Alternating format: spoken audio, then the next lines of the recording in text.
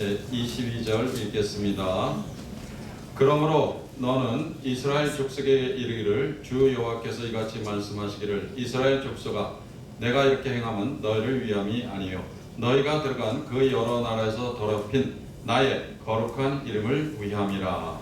여러 나라 가운데에서 더럽혀진 이름 곧 너희가 그들 가운데에서 더럽힌 나의 큰 이름을 내가 거룩하게 할지라. 내가 그들의 눈 앞에서 너희로 말미암아 나의 거룩함을 나타내리니 내가 여호와인 줄을 여러 나라 사람이 알리라.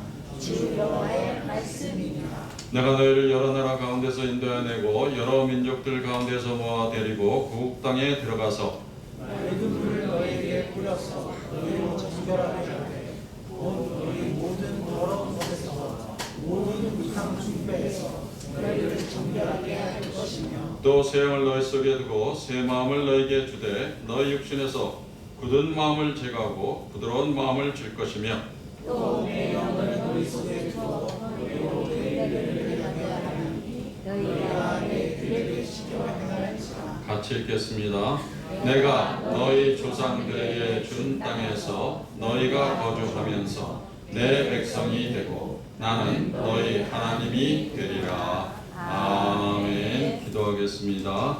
하나님, 이 시간에 우리가 에스겔 선지자의 말씀을 통해서 하나님의 소리를 듣습니다. 하나님, 우리의 믿음의 귀, 마음의 귀를 열어주시어 잘 들을 수 있도록 하여 주시고 그것이 나의 삶의 생명의 말씀이 될 수 있기를 원합니다. 하나님 아버지, 공기까지 지켜주시며 우리의 눈도 떠있게 지켜주시고 우리의 마음도 떠있게 해주시고 특별히 우리의 마음 열리게 하옵소서. 예수 그리스도의 이름으로 기도드립니다. 아멘.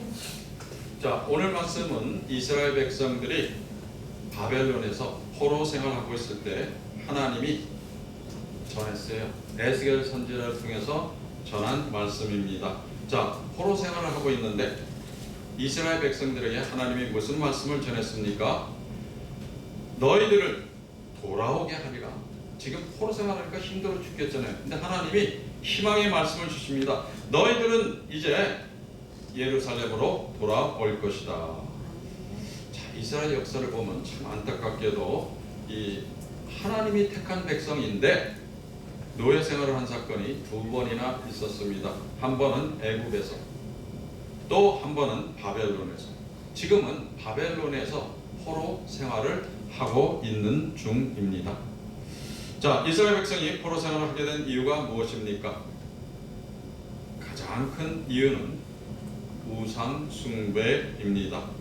자, 에스겔서 36장 보면 에스겔 선지자는 이스라엘 백성이 우상 숭배를 했다고 지적합니다.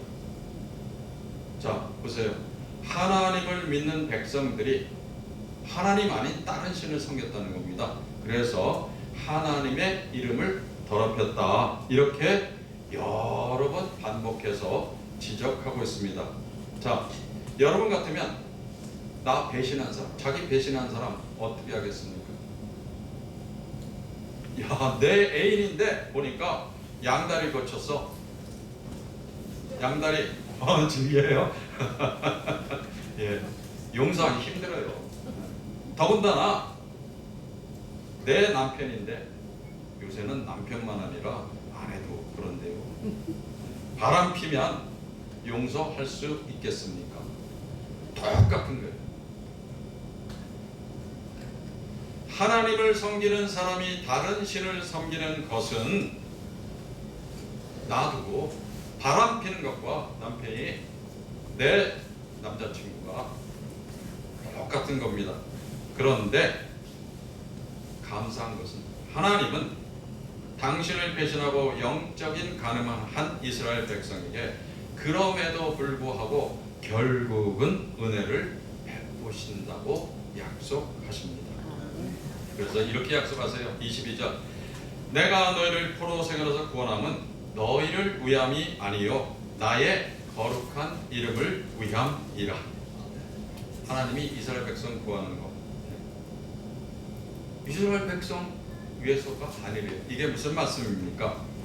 이스라엘 백성들이 한 짓을 보면 이거는 절대로 구원받을 자격이 없다는 겁니다. 생각해 보세요. 나를 버리고 다른 사람, 양다리 걸친 사람, 아니면 바람핀 사람, 그런데 용서받을 자격이 없는데 그래도 구원하신다는 것입니다.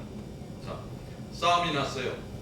막 이 XX 저 XX 그 쌍욕을 하고 싸우는데, 만약 나의 아버지, 어머니, 나랑 둘이 싸우는데, 친구랑 싸우는데, 막 싸우는데, 만약에 내 엄마, 아버지 이름 막 대면서 욕한다면 그때는 못 참아 사생 결단합니다. 부부싸움 하는데 만약 나의 집안 욕을 하면서 흉본다면, 야, 그때는 참기가 어렵습니다. 사람은 이름을 중요하게 생각해요. 속담도 있잖아요. 명예를 중요하게 생각합니다.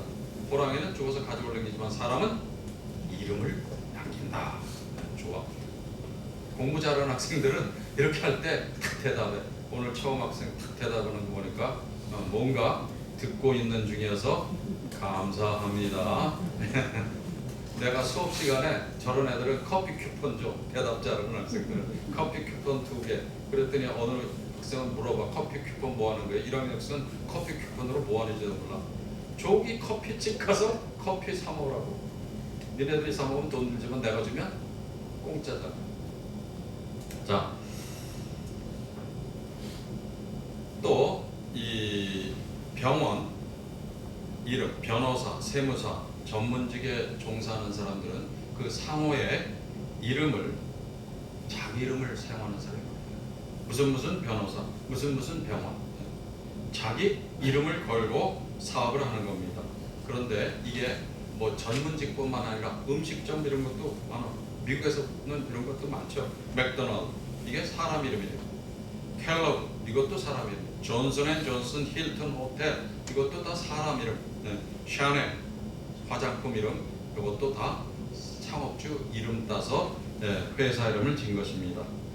신앙이 좋은 목사들이 만든, 여러분들이 잘 읽는 청바지 리바이즈, 이것도 리바이 스트라우스의 창업주 이름 따서 진 것입니다. 요즘 한국에도 음식점 이름에 자신의 이름 집어넣는 사람들이 많아지고 있어요. 김밥에도 넣어요. 고봉민 김밥, 무슨 김밥, 맘놓고 김수미 간장게장 이렇게. 자신의 이름과 명예를 걸고 김밥을 잘 만들겠다. 간장게장 내가 하나 하지만 이 간장게장을 내 명예를 가지고 만들 테니까 여러분들 안심하고 많이 사 먹으라는 겁니다. 자, 하찮은 인간이 이렇게 그 이름과 명예를 중요시 한다면 거룩하신 하나님은 그 이름과 명예를 얼마나 중요시 여길까요? 그래서 하나님은 내 이름을 걸고 내 이름을 걸고 하나님 이름으로, 내 이름 아니라 하나님, 나 하나님의 이름을 걸고 너희를 구원해 내리라, 이렇게 약속하는 겁니다. 우리는 이야 지금 신나서 대답 아멘 했잖아요. 그 당시 이스라엘 백성들은 어떻게 생각할까? 한번 생각해 보겠습니다. 만약에 내 나라가 멸망했어요. 이건 뭐 생각만 듣지만 전쟁만 나도 큰일 나요. 지금 한번 생각해보세요. 전쟁 나면 아파트 15층, 20층, 어떤 아파트는 100몇 층, 60몇 층 돼 있는데 어떡할 거예요? 그런데 자기 고향에서 살지 못하고 자기 나라에서 살지 못하고 남의 나라에 끌려가서 타국에서, 그것도 노예 생활한다면 그 마음이 어떤 거예요? 내 이름을 걸고 너를 구원해라라는 말씀이 들어갈까요? 한번 이스라엘 백성의 마음을 생각해 보시기 바랍니다. 예를 들어 한국 사람이 한국 땅에 살지 못하고 포로로 끌려가서 저 만주 땅, 저 러시아 진짜 엄청 추운 그 나라에 거기 가서 멸치받으면서, 남의 나라 가면요 멸시받습니다. 여기 남의 나라 가서 살아보지 않으면 야 자기 나라에 있다는 게 얼마나 정말 대단한 특권인지 몰라요. 내가 미국에 가보니까, 유학을 가서 십몇 년 살다 보니까 남의 나라에서 그래도 미국은 인종차별이 없는 나라예요. 근데 내가 미국 시민권이 없어요. 시민권이 없이 남의 나라 산다는 거는 진짜 쉽지 않은 일. 권리가 없어요. 여러분들은 여기 한국 시민으로서 권리, 한국 국민의 권리를 다 누리고 살고 있지만 그 국민 시민권이 없으면 그 당연한 권리를 못 누립니다. 자, 고려인들이 이렇게 고생한 거예요. 나라 잃었을 때 고려인, 우리나라 우리 동포 고려인들이 이렇게 고생했어요. 포로로 잡혀간 이스라엘 백성들의 마음이 어땠을까요?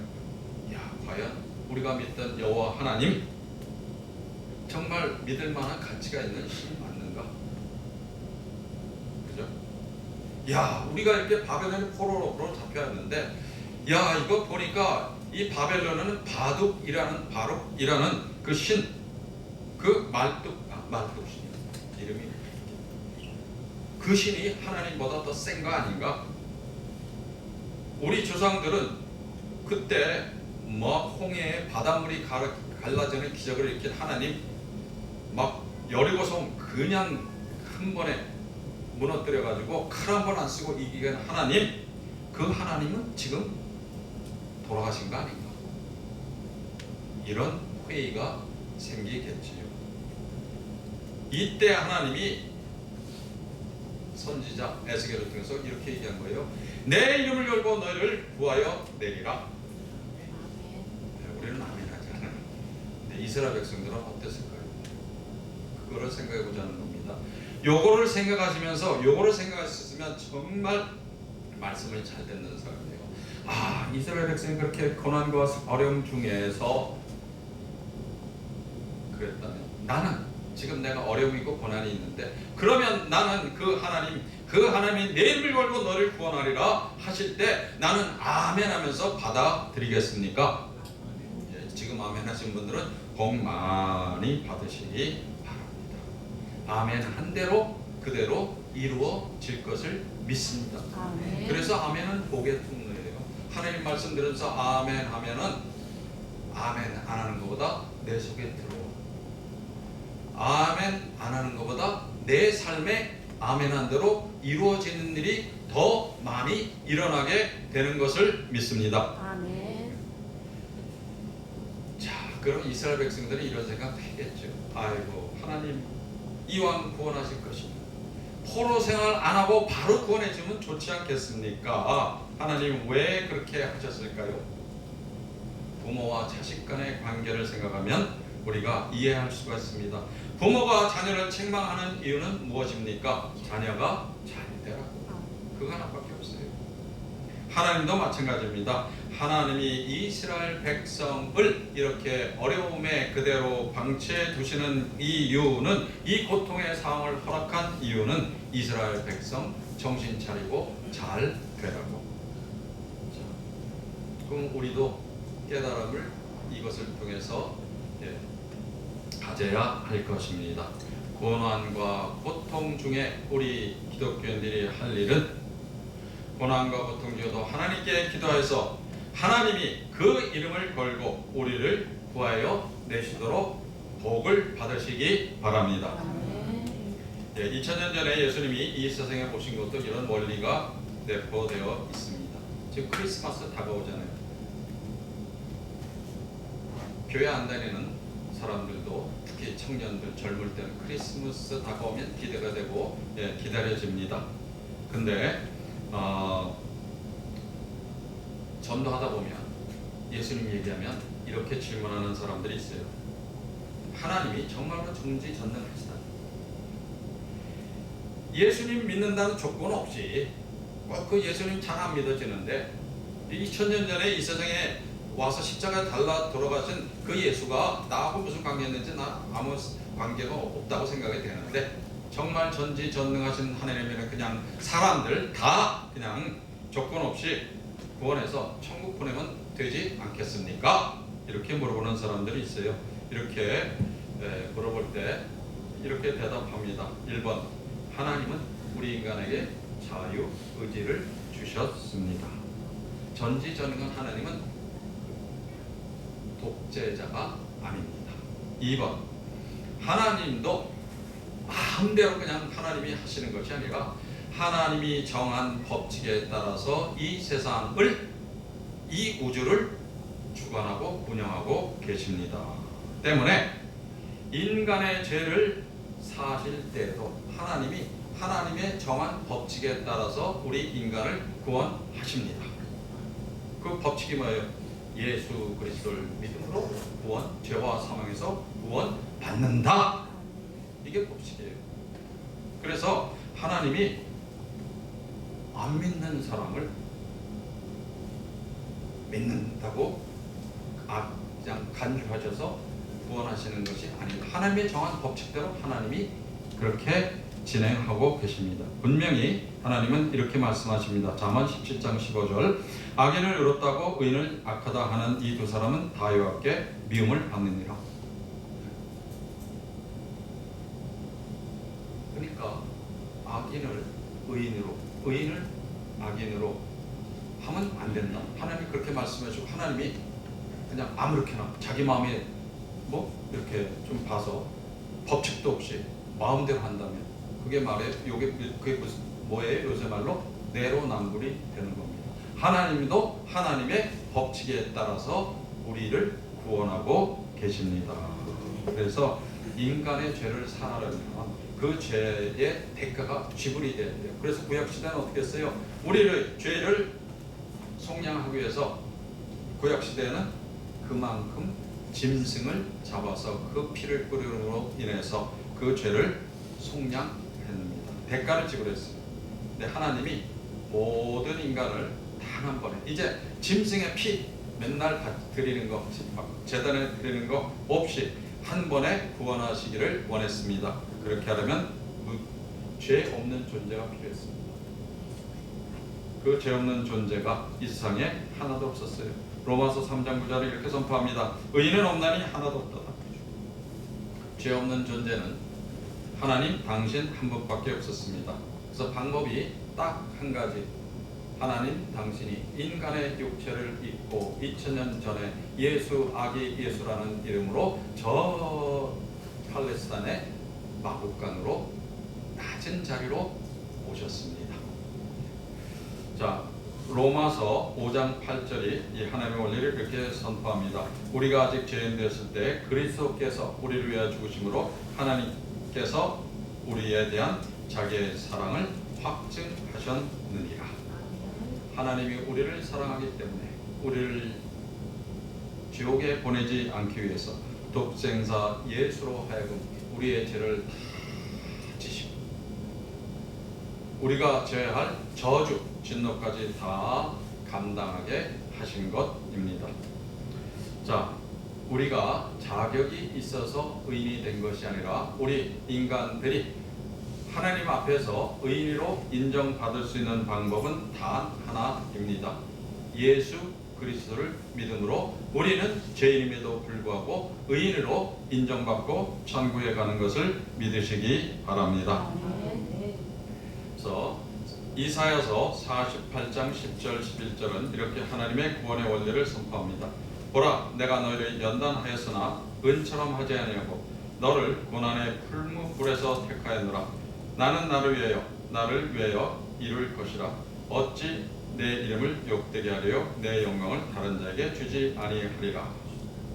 여기서 하나님이 우리를 구원하는 원리를 찾아볼 수 있습니다. 1번, 하나님은 우리가 잘못하면 고난으로 연단하십니다. 2번, 하지만 하나님은 그 고난에서 우리를 건져내십니다. 더 자세히 강조하면 오늘 말씀의 적용은 하나님은 하나님의 이름을 걸고 우리를 구원하신다. 우리도 이름 걸고 싸우면 무서운 사람 되잖아요. 능력이 나타나잖아요. 하나님이 전지전능 하나님이 그 이름을 걸고 우리를 구원하신다. 자, 질문을 하겠습니다. 하나님이 분명히 우리 구원하실 거 맞으니까 우리 기독교인들 그냥 죄에서 구원하신다니까 죄악 속에서 무기력하게 살면 되겠습니까? 자, 오늘 하나님이 이스라엘 백성에게 뭐라고 말씀하셨는지 보겠습니다. 24절부터 28절을 보면 이렇게 돼 있어요. 요약입니다.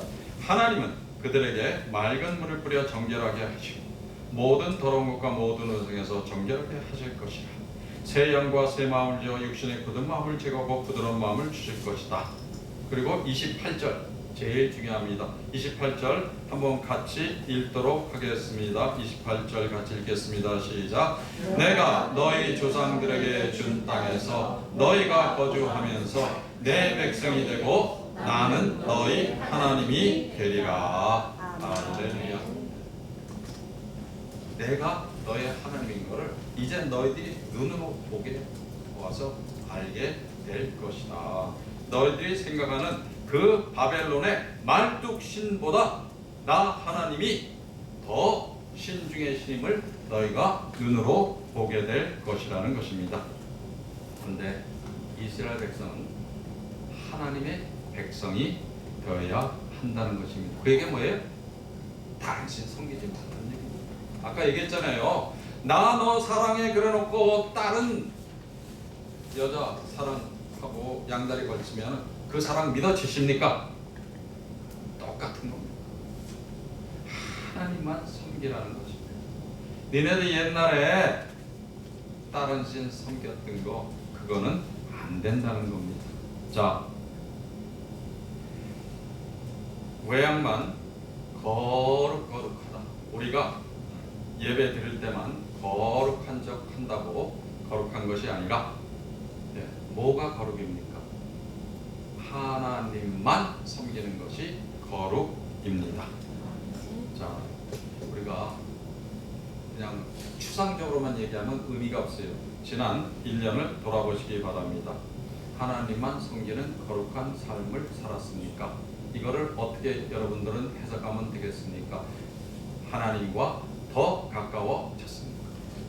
2019년 초부터 막 새 예배 드릴 때부터 그 2019년 새 예배 드리기 전 2018년 연말부터 이 장도원 목사가 부르짖었어요. 뭐라고 부르짖었습니까? 2019년에 딱 하나 1번 기도 제목, 나 하나님과 더 가까이 하는 거 정하자. 뭘 정하든지 내가 전 모르지만 하나님과 기도하면서 하나님 내가 이렇게 이런 방법을 통해서 하나님과 더 가까워지도록 하겠습니다. 이거 하자고 그랬어요. 자, 이제 12월 마지막 한 달 남았는데 생각해 보시기 바랍니다. 연초보다 지금 하나님과 더 가까워졌습니까? 아니면 더 멀어져서 매갈이 없는 삶을 살고 있습니까? 아니면 기쁨과 감사가 지금 넘치고 있습니까? 기도하면 하나님과 통화가 됩니까? 처음 온 사람들 무슨 얘기인지 하나님과 전화 통화한다고? 하나님과 영적으로 기도하면 통화가 됩니다. 소통이 됩니다. 자, 통화한 지가 오래됐습니까? 과거에 하나님과 소통이 되었어도 요새 하나님과 소통이 되지 않으면 의미가 없습니다. 지금 하나님과 소통이 되어야 하나님이 나의 하나님이 되는 것입니다. 자, 그 알아볼 수 있는 방법. 2019년 내가 가장 애타게 추구한 것이 무엇입니까? 내가 2019년 가장 애타게 이거 꼭 이루어지게 추구한 것 1번으로 그게 하나님께 가까이 가기 위한 것입니까? 아니면 내 세상적인 소원이었는가? 그거를 지금 살펴보면 압니다. 만약에 내가 2019년 그렇게 애타고 추구하고 원하고 바라던 것이 만약에 세상 것이었다면 하나님과 가까이 하는 것보다 먼저 그것이 실제로 더 있었다면 그것이 나의 우상이 되었을 수도 있다.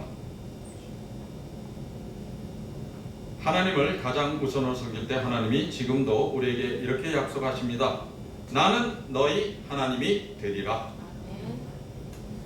자, 한 해를 돌아보며 우리는 과거의 잘못된 삶의 방식을 제거해버리는 기회를 잡아야 할 것입니다.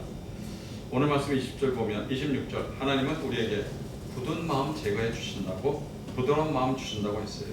새 영, 새 마음을 주신다고 했습니다. 근데 우리가 가만히 많이 있으면 하나님이 새 영, 새 마음을 주실까요? 성경에 답이 나와 있어요. 뭐라고 그랬어요? 구하라 그러면 주실 것이다. 우리가 새 마음을 갖기 위해서 구해야 합니다. 지금 12월 달, 요 한 달 이제 2019년 남았는데 요 때가 그걸 구하기가 가장 좋은 때예요. 새 마음 주세요. 새 영을 주세요. 근데 성령은 분명히 약속하고 있어요. 새 영, 성령을 구하는 자에게 분명히 성령을 주신다. 누가복음 11장 13절에 나와 있습니다. 제가 요즘 몇 명의 학생들과 1대1 성경 공부를 하고 있어요. 첫째 주에 믿음은 영적인 것이다. 이거 강조합니다. 왜냐하면 4번만 하기 때문에 뭐 여러 소리 이렇게 제가 설교하는 것처럼 얘기 오늘 주제는 뭐랄까, 오늘 성경 말씀 뭐랄까 이거 생각할 시간이 없이 4번 동안 예수님에 대해서, 천국에 대해서, 믿는 것에 대해서 영적인 것이다. 이거를 설명해 줍니다. 자, 그래서 영적으로 거듭나는 방법, 하나님을 간절히 사모하라. 이렇게 제가 강조를 해요. 첫째 주에. 그러면 어떤 학생은 다음 주에 만나면 까맣게 잊어먹고 있어요. 어디 좀 해봤냐? 내가 얘기한 거 해봤냐? 그러면 뭐요? 내가 지난주에 숙제 주고 있지. 너 한 주일 동안 한번 구해봐. 니네 때가 하나님 만나기 최고 좋은 때야. 왜냐하면 나도 요만한 때, 요 청년들 만날 때 하나님 만났으니까. 그전에는 중학교 때 교회 다녀도 대강 다녔으니까. 안 믿고 다녔으니까. 그래서 내가 분명히 알기 때문에 하나님 사모하는 마음만 가지면, 하나님 만나주세요 하면 하나님이 분명히 자기가 살아계시다는 것을 보여준 걸 난 알기 때문에.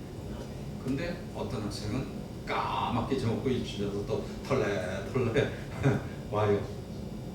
그런데 어떤 학생은 진짜로 하나님 만나기를 간절히 사모했어요. 하나님, 이렇게 장동원 목사님이 이렇게 하나님 만났다는데, 나 21살, 22살 때 만났다는데 나도 마나게 해주세요. 그랬더니 어떤 학생은 일주일 만에 하나님을 만납니다. 그 방법은 하나님 마음대로요. 내 수준에, 자기 수준에 따라서 하나님이 이렇게 하면 얘가 알아먹겠구나 하는 방법으로 알려주십니다. 그런 예들을 내가 몇 가지를 알려주는 거예요. 그러면 하나님은 또 그것과 다른 방법으로, 하나님이 자기 자신을 보여주는 방법은 몇 가지? 수만, 수십만, 수억, 무한대입니다. 사람마다 자기가 알아듣게 알려주십니다. 그래서 일주일 만에 하나님 만나고 못 믿던 학생이 믿는 학생이 되는 것을 요새 제가 눈으로 보고 있습니다. 자, 교회 오래 다니신 분들, 굳은 마음이 무엇입니까? 굳은 마음. 교회 오래 다닌 사람들 10년, 20년 다녔는데 습관적으로 신앙생활 하는 거. 와봤자 설교 시간에 목사님 오늘도 또 예수님 얘기. 그럼 제가 예수님 얘기하지 누구 얘기를 해요?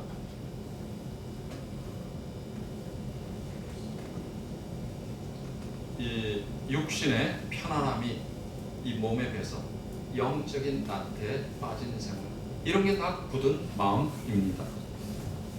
이것을 극복하는 방법이 무엇일까요? 나 정말 그런 것 같아. 내가 10년, 20년 다녔지만 내가 요새 하나님과 소통이 안 되는 것 같아. 기도하는데 하나님하고 소통이 안 돼요. 기도하면 하나님이 말씀을 주시고, 성경 말씀도 주시고, 내가 고민하는 이런 것 지혜도 주시고, 힘들 때 위로도 주시고, 희망도 주시고, 막 내가 속에 미운 마음이 막 수적 오르면 내가 하나님께 기도하면 미운 마음이 없어져요. 신기해. 그러니까 기도하는 거잖아요. 그런데 굳은 마음 극복하는 방법 뭐예요? 똑같아요. 성령을 구하시기 바랍니다. 새해까지 기다릴 필요가 없습니다. 오늘 구하시기 바랍니다. 새 마음, 새 영을 주세요. 나 2020년에는 정말 하나님과 가까이 정말 새로운 삶을 살기를 원합니다. 그걸 언제 하라고요? 2020년 새해 하지 말고 오늘 하시기 바랍니다. 미국의 가난한 가정에 태어나서 고학으로 공부를 한 토마스 치솜이라는 사람이 있었습니다. 나는 가난을 대물림하지 않겠다. 열심히 공부해서 고학해서 얼마나 힘들어요. 고학은 힘듭니다. 드디어 교사가 되었어요. 교사가 되었는데 병이 걸려서 젊은 나이에 교사직을 중단하게 됩니다. 젊은 사람이 병에 걸려서 아무것도 할 수 없게 되었습니다. 암흑 인생입니다. 이 청년이 27세 이렇게 고생하다 27살에 예수님을 만나게 됩니다. 야, 막 감동이 넘쳐요. 아, 내가 이제 신학을 해야겠다. 내가 사람들에게 예수님을 전하는 일 해야겠다. 무디 신학교에 입학합니다. 열심히 공부해서 목사님이 됐는데 또 몸이 아파요. 목회 시작한 지 1년 만에 몸이 아파서 중단하게 됩니다. 젊은 사람이 또 병에 걸려서 21몇 살에 병이 걸리고 28살에 또 병이 걸리고 아무 일도 할 수 없게 되었습니다. 자, 질병의 암흑에 갇힌 인생이 됩니다. 이 젊은 토마스 목사가 기가 막히죠. 나는 어떻게 살아야 하나 이렇게 하면서 뭘 했을까요? 성경을 읽었어요. 그랬더니 에레미야 3장 22절 말씀에 감동을 받습니다. 한번 찾아보시려면 찾아보세요. 내가 항상 주장한 대로 하나님은 그때에 나에게 가장 필요한 말씀 주신다. 제가 얘기했잖아요. 하나님은 그때에 토마스 치솜 목사에게 가장 필요한 말씀을 주시는 거예요. 그래서 기도하는 사람이 소통이 뭘로 돼요? 하나님이 3장 22절 통해서 치솜 목사가 젊은 목사가 지금 병에 걸려서 죽겠는데 일도 못하고 평생 일 좀 해보려면 병 걸리고 얼마나 이 속에 이 아픔이 많은 인생입니까? 그랬더니 말씀을 주세요. 누가 한번 읽어보시기 바랍니다. 에레미야 애가 3장 22절 그냥 제가 읽겠습니다. 여호와의 인자와 공율이 무궁하심으로 우리가 진멸되지 아니함이니이다. 은혜 받을 사람은요 별거 아닌 말씀 가지고 은혜. 왜냐하면 그 말씀이 나의 인생의 가장 힘든 지금 이 질병을 이기게 하는 말씀이니까. 그래서 제가 항상 말씀하잖아요. 기도하면 하나님이 말씀을 주시는데 그때 나에게 필요한 말씀 주신다. 그러면 그 말씀 하나만 붙잡으면 이겨낼 수 있다. 인생에 어려움이 있습니까? 없습니까? 예. 하나님 붙잡으면 하나님이 하나의 방법으로 이기게 하시는데 가장 많이 있는 방법이 뭐라고 그랬어요? 말씀을 주신다는 거. 예. 토마스 치솜 목사가 이 말씀을 딱 보고 은혜를 받고 이렇게 외칩니다. 신실하신 하나님이 나와 함께 계시니 이 병이 나를 진멸시키지 못하리라. 이렇게 되면 그 병을 이길까요? 못 이길까요? 이겨요. 하나님의 말씀을 붙잡으니까 이 몸이 약한 이 토마스 치솜이라는 젊은 목사가 그 병을 이겨내게 되리라. 그래서 이 신앙곡을 시로 썼어요. 시로. 오 신실하신 주 내 아버지여 나 함께 계신 늘 함께 계시니 두려움 없네. 무슨 두려움이 없어요? 질병 중에도 나는 두려움이 없네. 공부 마치고 교사였다가 또 신학 공부하고 목사가 됐는데 교사도 못하고 목회도 못해도 두려움 없네. 이 고백의 시가 찬송가가 되었습니다. 예. 그래서 자기가 다니는 무디 신학교에서도 이게 이 찬송가를 막 교과처럼 불렀대요. 미국 교회에서 많이 불렀는데 우리나라 한국 교회에서도 이 찬송을 많이 부릅니다. 찬송가 393장의 탄생 배경입니다. 자, 이 찬송 작사한 토마스 목사님 어떻게 됐을까요? 기적이 일어났습니다. 이 사람이 찬송을 쓸 때마다 이 목사님이 이제 찬송가를 잘 쓰세요. 쓸 때마다 하나님이 힘을 주시는데 몇 살까지 살았을까요? 젊어서 병에 걸려서 교사도 못하고 젊어서 병이 가서 목회도 하려다 못하던 그 약탈이 약한 젊은 사람이 94세까지 장수했대요. 자, 94세까지 살면서 찬송시를 1200개나 썼다고 합니다. 우리의 신실한 하나님은 당신의 이름을 걸고 우리를 지켜주심을 믿으시기 바랍니다. 네, 우리 이 시간에 찬송가 393장 한번 부르겠습니다. 네, 찬송가 393장 다 같이 펴고 오 신실하신 주.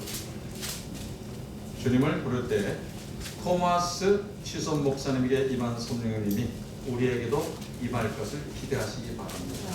찬송 남 부를 때 안 부르고 있으면 여기 안 있는 거나 똑같아요. 어떻게 불러요? 나처럼. 자, 저 찬송 부르는 거 보십니까? 여러분 다 보잖아요. 내가 맨날 찬송 부르는데 내가 얼마나 찬송을 열심히 부르는지 한번 보시기 바랍니다. 나는 솔직히 잠깐만요. 내가 여기서 말씀 전하면서 내가 은혜 받아. 왜? 열심히 전해. 내가 나 찬송하면서 매번 은혜 받아요. 왜? 내가 찬송 열심히 부르니까. 근데 여기 앉아있어도 찬송 안 부르면 구경꾼 되니까 은혜 못 받죠.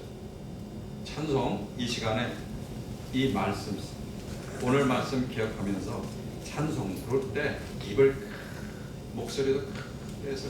근데 제일 중요한 건 뭐예요? 그 가사가 나의 신앙 고백이 되도록 찬송 같이 부르겠습니다.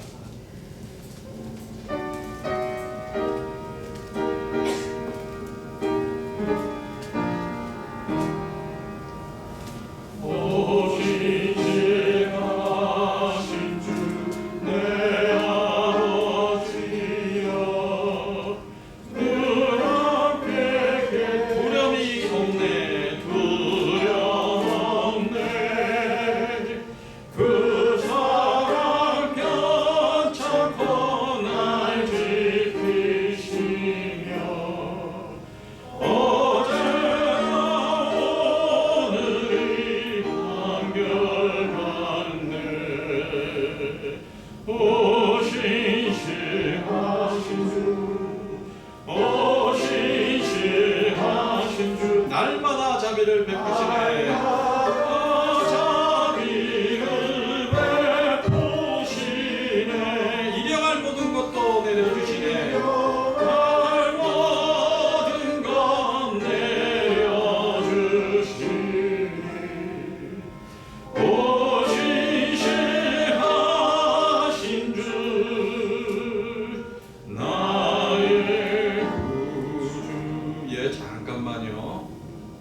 그냥 건성으로 찬송을 부를 때와 찬송을 정말 그 가사를 생각하시면서 나에게도 그런 로봇 치손 목사님에게 일어난 그런 일 임재하기를 기대하면서 보세요. 날마다 자비를 베푸시는 그 하나님이 나의 하나님 되길 원하면서 일용할 양식, 일용 양식에서 못 먹는 사람 없잖아요, 우리가. 그러나 나의 모든 소원, 내가 해야 될 어떤 사명, 일들 다 그런 거 해결해 준 주님 생각하시면서 신실한 주 생각하면서 1절 더 부르고 1절, 3절 부르겠습니다.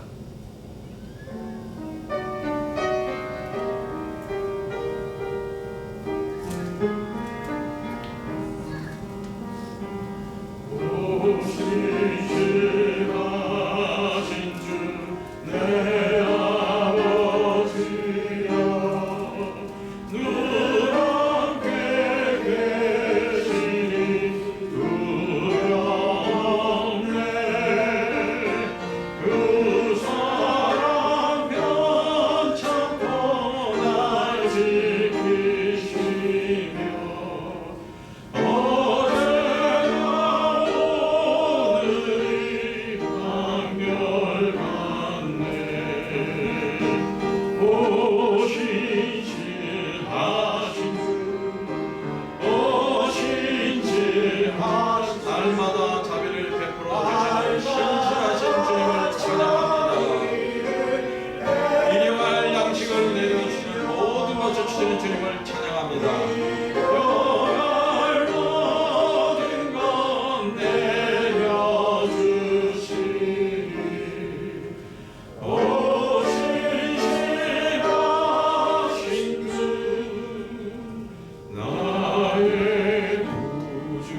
3절 부릅니다. 내 죄를 사하여 아리하시고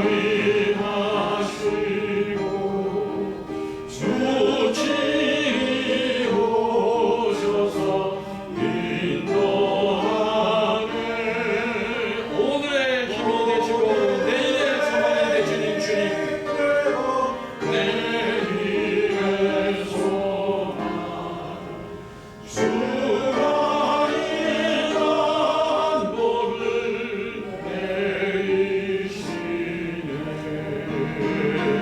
오 신실하신 주, 오 신실하신 주, 날마다 자비를 베푸시며 일용할 모든 것 내려주시니 오 신실하신 주, 나의 구주. 아멘. 이 시간에 말씀 생각하면서 같이 기도합니다. 네.